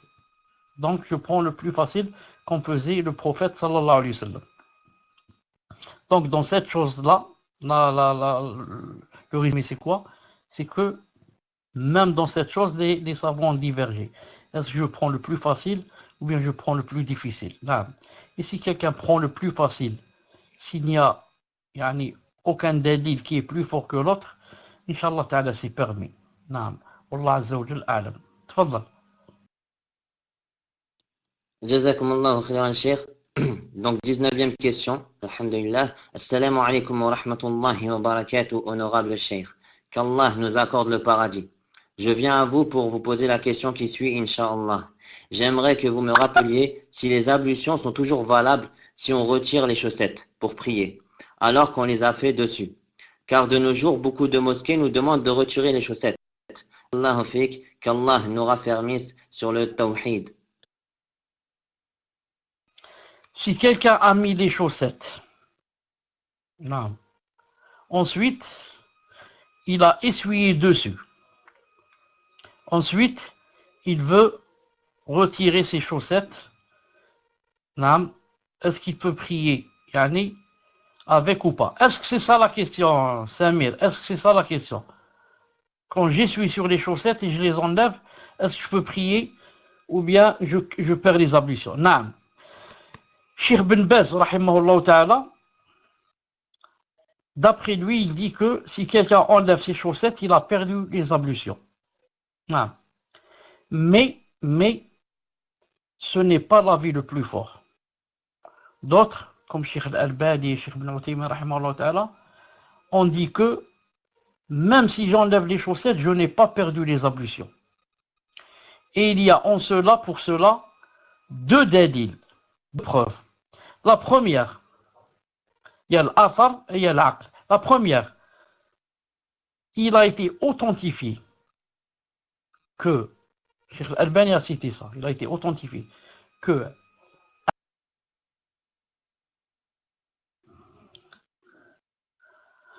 Salam alaikum. Donc, j'ai dit que l'avis le plus fort, c'est que quand on enlève les chaussettes, on les enlève, on a toujours le wudu et on n'a pas perdu les ablutions. La preuve, Ali ibn Abi Talib radiyallahu ta'ala anhu a une fois essuyé sur ses khouf, ses chaussettes, ou ses souliers en cuir.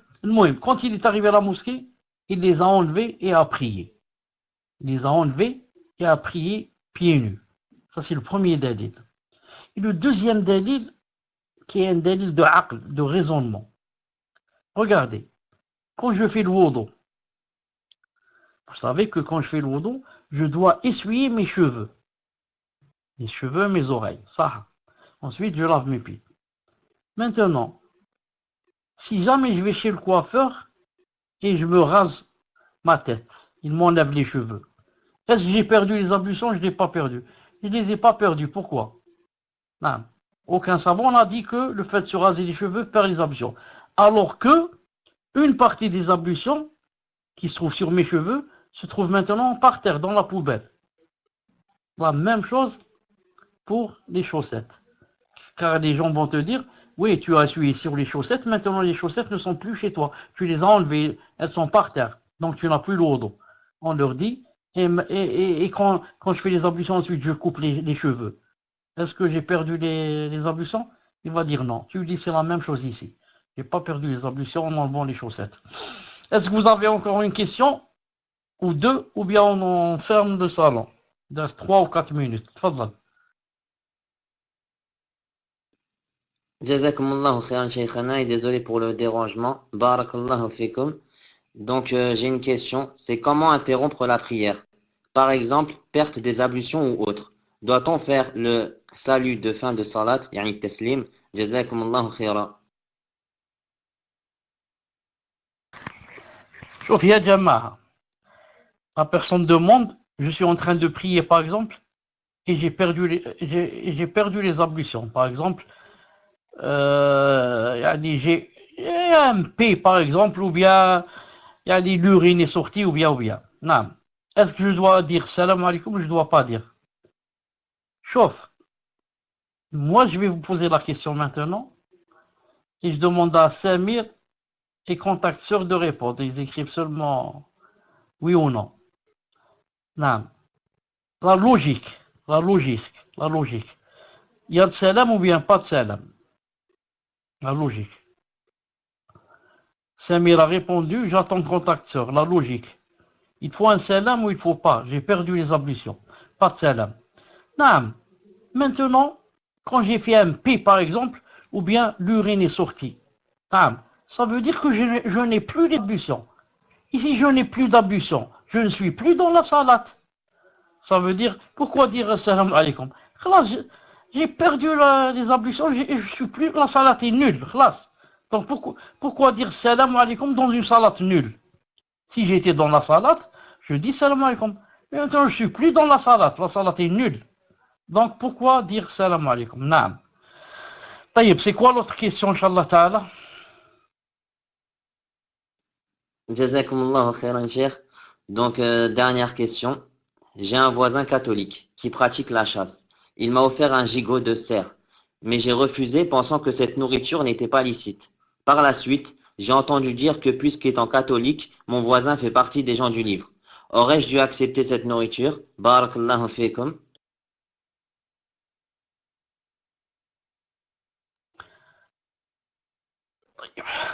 Ce qu'il faut savoir, c'est que il est permis de manger de la viande des gens du livre. Et les gens du livre, ce sont, de nos jours, les juifs et les chrétiens. Mais attention, à condition, quoi? À condition qu'ils égorgent. Car, si le musulman, s'il n'égorge pas, c'est interdit de manger de lui. Qu'en est-il le kafir? Qu'en est-il le juif ou bien le catholique? Donc, je dis à cette personne, est-ce que ton voisin qui est catholique, qui t'a offert une partie du cerf, est-ce qu'il a égorgé cet animal? Sûrement pas. Tout le monde sait que de nos jours, les chrétiens n'égorgent pas. Mais, ou bien, ils électrisent, ils lui donnent un coup d'électricité, il meurt comme ça, ou bien ils assomment directement. Ou bien ils coupent directement comme ça la tête. Je pense qu'il a tiré dessus durant la chasse. Non, arme à feu, c'est sûr. Et est-ce qu'il a dit Bismillah avant de tirer? Sûrement pas. Donc, ceux qui ont dit que on peut manger la viande des gens du livre, ils ont dit, mais à condition qu'il égorge. Car si un musulman, s'il n'égorge pas, tu ne peux pas manger de lui. Qu'en est-il quelqu'un qui n'est pas musulman? C'est encore plus grave et plus pire. Non. Non, mais si jamais tu vois un catholique prendre un couteau et égorger l'autre d'après sa religion et dire au nom de Dieu et ensuite il égorge, ou bien un juif, c'est permis de manger. Non. Mais comme maintenant ils assomment et ils tuent comme ça directement avec les balles sans égorger, c'est interdit de manger, Inch'Allah Ta'ala. Est-ce que c'est la dernière question, Inch'Allah Ta'ala?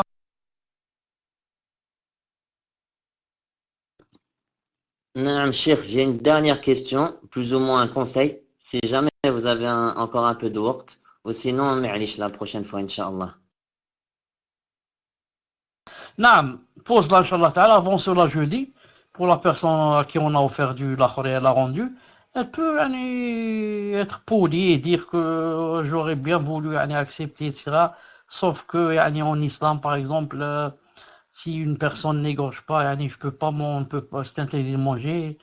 Même si c'est un musulman qui n'égorge pas, on ne peut pas manger. Non. Donc, je suis désolé de ne pas avoir accepté ça. Comme ça, pour l'attirer, lui montrer que on fait da'wa, etc. Tfadal. Jazakumullahu khairan, Cheikh. Que conseillez-vous aux jeunes qui sont forcés de se rendre dans les écoles mixtes en France? Wallah al-musta'an.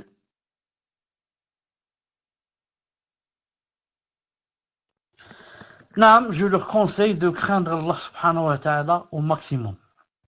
Maintenant, je suis forcé, je n'ai pas d'autre solution.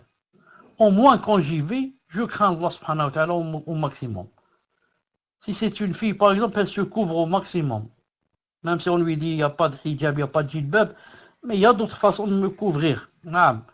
Il y a des façons de me couvrir, même si ce n'était pas un hijab ou là, mais j'essaie de trouver une façon. Naam.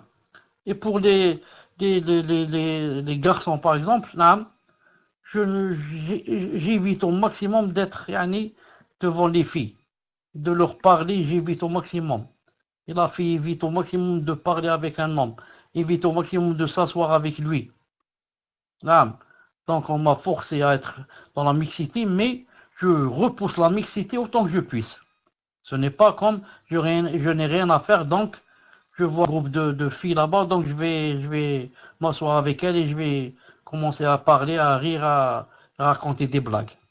Et encore pire, si c'est une fille toute seule et je vais être en tête à tête avec elle, c'est encore pire, davantage. La même chose pour la fille. Non, mais elle ne va pas vers les garçons que c'est vraiment, il faut qu'elle parle. Sinon, elle évite au maximum. Comme ça, elle a craint Allah Ta'ala autant qu'elle puisse. Mais ce n'est pas parce que je suis forcé d'y aller que donc je suis libre. Je suis forcé, je ne peux pas. Donc je suis libre, je fais ce que je veux et je parle avec qui je veux, je discute avec qui je veux et je marche avec qui je veux. Tout cela c'est haram. Naam. Taqullah subhanahu wa ta'ala mastata'tum. Voilà, Inch'Allah Ta'ala. Est-ce que vous avez une dernière chose à dire? Je vous donne le micro, car je vais fermer ça, Inch'Allah Ta'ala. Tfadal. La dernière chose, c'est on vous remercie. Jazakumullahu khayran shaykhana. Et qu'Allah Azza wa Jal fasse que ce liqa, que cette rencontre soit bénéfique et profitable pour les musulmans. Et à lundi prochain, Inch'Allah Ta'ala. Wa jazakumullahu khayran.